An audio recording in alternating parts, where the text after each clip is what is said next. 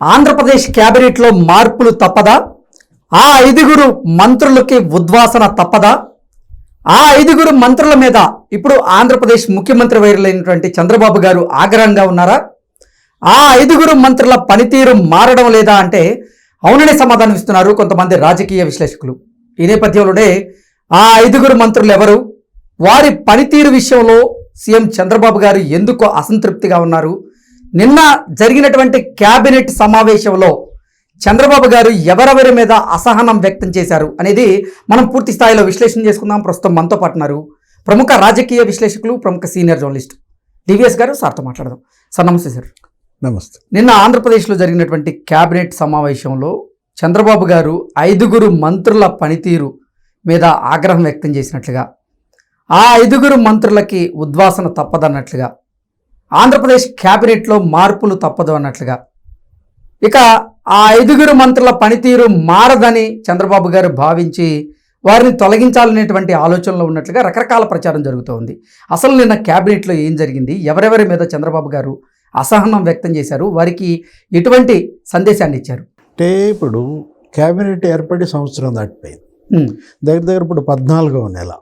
ఏంటి ఇప్పుడు మరి ఈ 14 నెలల్లో వీళ్ళ పనితీరు, మంత్రులు ఆయా శాఖలపై సాధించిన పట్టు, వీళ్ళని ఇన్ఛార్జీలుగా వేరే జిల్లాలకు నియమించారు.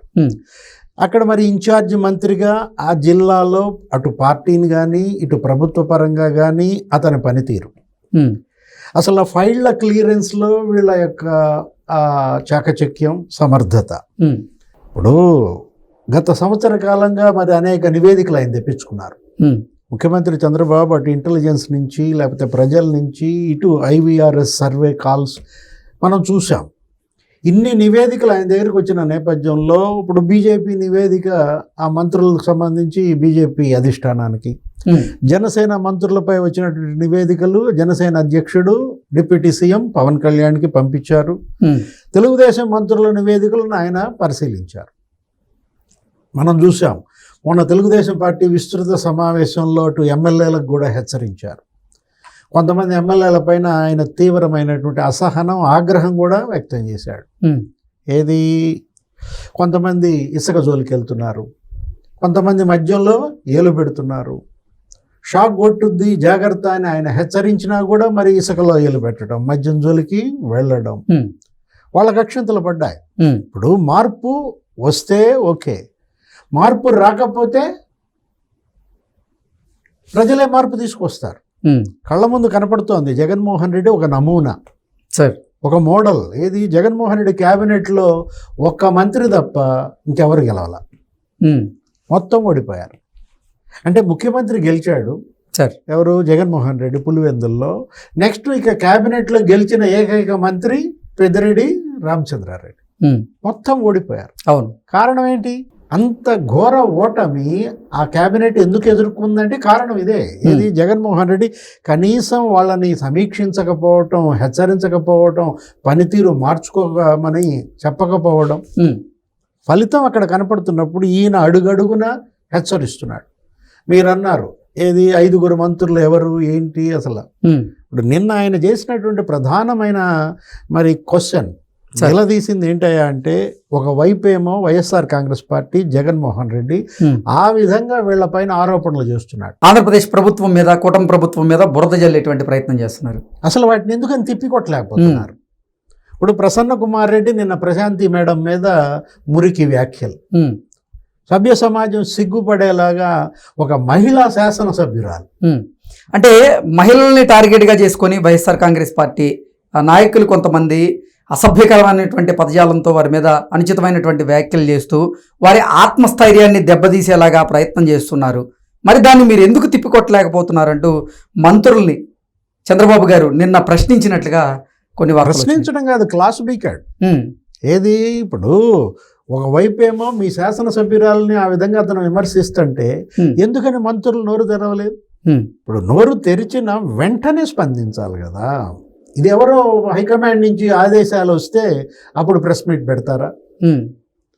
అంటే ఒకటి, ఇక్కడ మంత్రులకి ముఖ్యమంత్రి ఆయన యొక్క గైడెన్స్, ఆయన యొక్క అభీష్టం వీళ్ళకేంటో తెలియటం లేదా? ఏమైనా గ్యాప్ నడుస్తోందా? దురదృష్టం ఏంటంటే ఫస్ట్ టైం 4.0లో చూస్తున్నాం. ఏది ఈ గ్యాప్. గతంలో ఇది లేదు. 1.0లో 2.0లో 3.0లో చంద్రబాబు ఆలోచనలు ఏంటో తెలుసుకుని వీళ్ళు దూసుకుపోయేవాళ్ళు అప్పటి క్యాబినెట్లు. ఇప్పుడు ఈ క్యాబినెట్ లో అందరూ కొత్త వాళ్ళు చాలా మంది. 25 మందిలో నీకు 17 మంది ఫస్ట్ టైం. అందువల్ల వచ్చిందా? లేకపోతే అసలు చంద్రబాబు గారి ఆలోచనల్ని అందుకోవడంలో ఈ మంత్రివర్గంలో ఉన్న కొంతమంది మంత్రులు విఫలం అవుతున్నారా?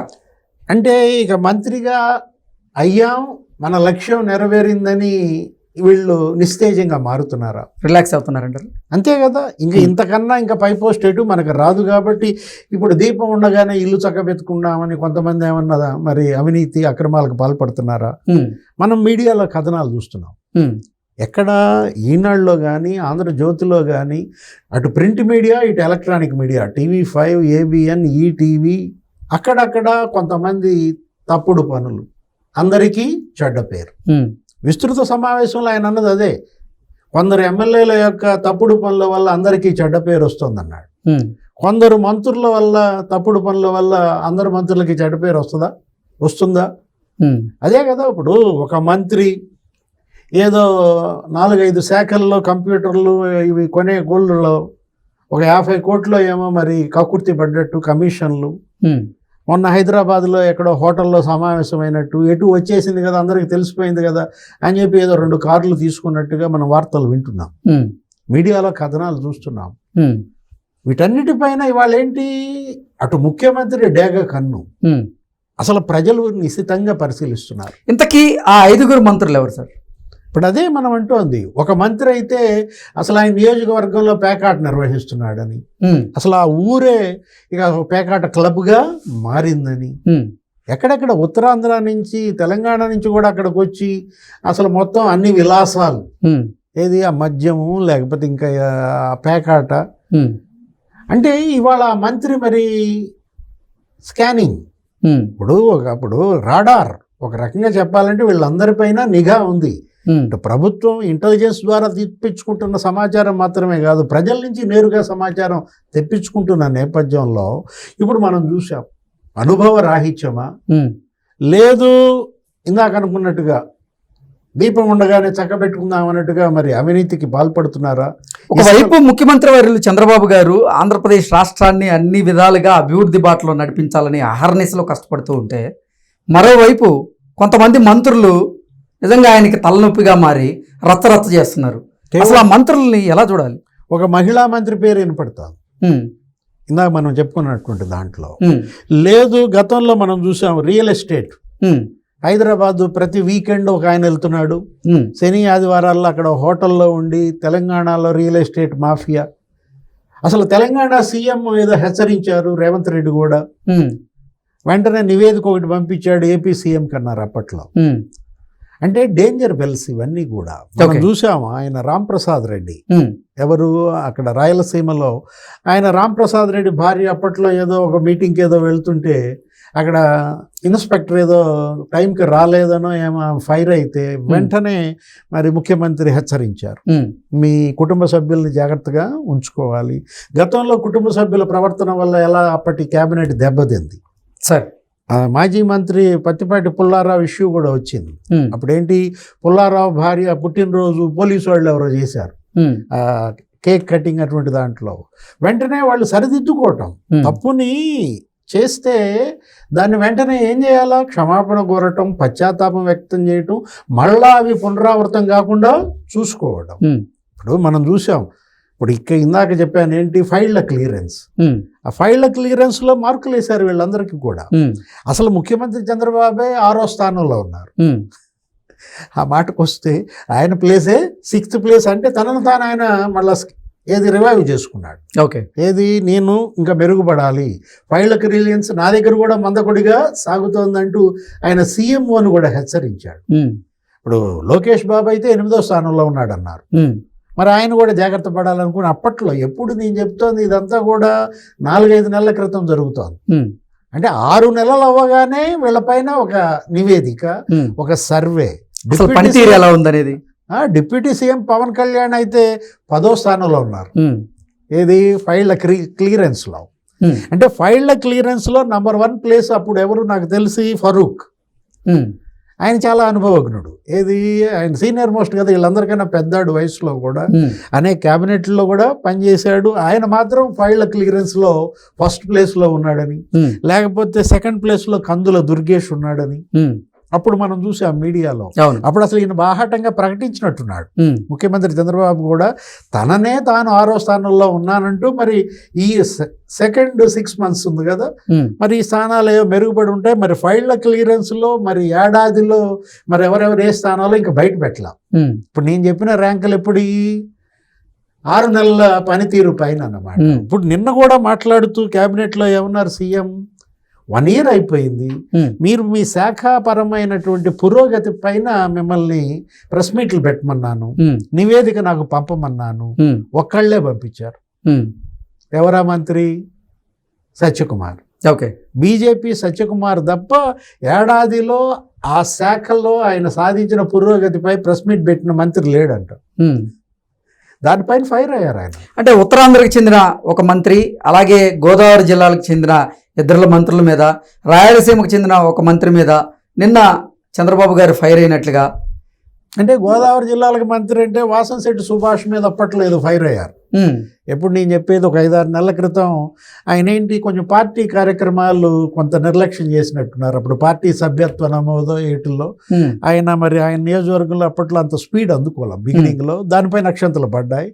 మరి ఇలా నిన్న జరిగినటువంటి క్యాబినెట్లో కూడా కొంతమందికి చంద్రబాబు గారి క్లాస్ బీకినట్లుగా, మీ పనితీరు ఖచ్చితంగా మెరుగుపరచుకోవాల్సిందే, లేదంటే చర్యలు తప్పు అంటూ వారిని ఆదేశించినట్లుగా తెలుస్తోంది. అంటే పార్ట్ టైం మంత్రులుగా మిగిలిపోతారా, ఫుల్ టైం మినిస్టర్లుగా మీరు చిరస్థాయిగా ప్రజల్లో ముద్ర వేస్తారా? ఇప్పుడు మనం చూసాము అసలు నాగబాబును ఇప్పుడు మినిస్ట్రీలోకి తీసుకోవాలని ఆయన వెయిటింగ్. ఆయన అసలు ఇంతకుముందే చెప్పారు చంద్రబాబు, అసలు నీకు స్టేట్మెంట్ ఇచ్చారు, ప్రెస్ రిలీజ్ ఎప్పుడు ఇవ్వరు. అలాంటిది నాగబాబుని ఎమ్మెల్సీ చేసిన వెంటనే మంత్రి పదవి ఇస్తామని చంద్రబాబు ప్రకటించిన నేపథ్యంలో ఆయన వెయిటింగ్లో ఉన్నాడు. ఎప్పుడు మళ్ళా క్యాబినెట్ జరుగుతుంది, ప్రక్షాళన అంటామా లేకపోతే షఫ్లింగ్ అంటామా? నీకు నాగబాబు క్యాబినెట్లో మార్పులు తప్పవా అంటే నాగబాబు ప్రవేశం, మరి 5 నిష్క్రమణ, పోర్ట్ఫోలియోలు కొంతమంది మారుతాయంటున్నారు. ఎందుకంటే జగన్మోహన్ రెడ్డి వ్యవసాయ శాఖనే టార్గెట్ చేస్తున్నాడు. అచ్చెన్నాయుడు మరి ఆయన శాఖ కూడా మారుతుందా? ఓకే, అంటే పనితీరు మీద ఇవాళ ముఖ్యమంత్రిని మెప్పించటం, ప్రజల్లో మరి ఆమోదం పొందడం, కార్యకర్తలని గుర్తించడం, అదే ఆయన అన్నది. పార్టీని క్యారీ చేయాలి, క్యాడర్ని క్యారీ చేయాలి, పబ్లిక్ని కన్విన్స్ చేయాలి, మరి అధినేతని మెప్పించాలి. ఓకే, చాలా టాస్కులు ఉన్నాయి. Okay sir, thank you so much. నమస్తే.